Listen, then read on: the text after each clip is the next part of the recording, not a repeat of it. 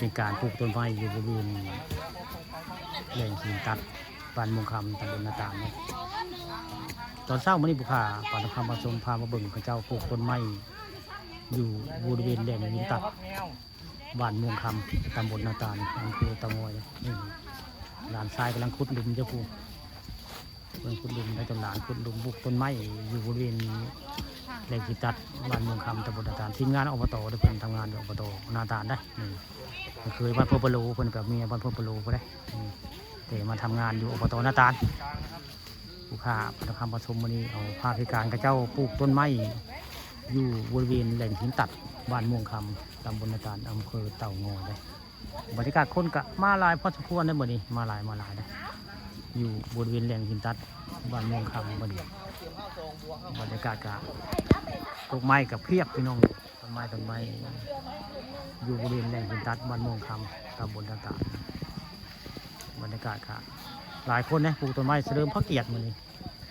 ทีมงานของท่านนายกเทิดบ้านม่วงคำตำบลนาตาลบรรยากาศกับคนกับมาหลายเพราะทั้งพวกนี้มันมาหลายมาปลูกต้นไม้นี่ต้นไม้ปลูกนี่ก็ปลูกแล้ว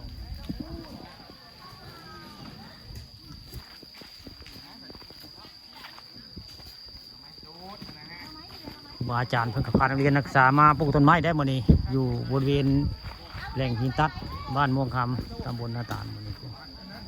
มาหลายได้ไว้โน่ได้มันผู้ค้าปานคำผสมวันนี้ได้มีโอกาสเอาภาพบรรยากาศในแหล่งหินตัดมาให้เบิ่งมาชมวันนี้ปลูกต้นไม้เสริมพระเกียรติพี่น้องนี่หน่วยงานราชการครูบาอาจารย์และกับผู้ใหญ่บ้านกำนันในวันนี้มางานปลูกต้นไม้เสริมพระเกียรติอยู่บริเวณแหล่งหินตัดบ้านม่วงคำตำบลนาตาลนะคุณก็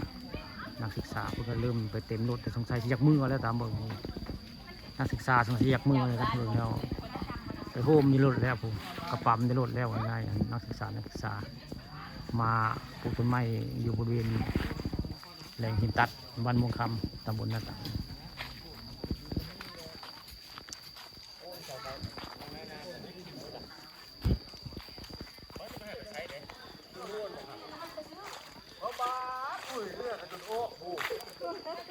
ปกติเนี่ยข้าวเทียมบริเวณโบเลื่อมที่มันพับมันเลื่อมที่เราเป็น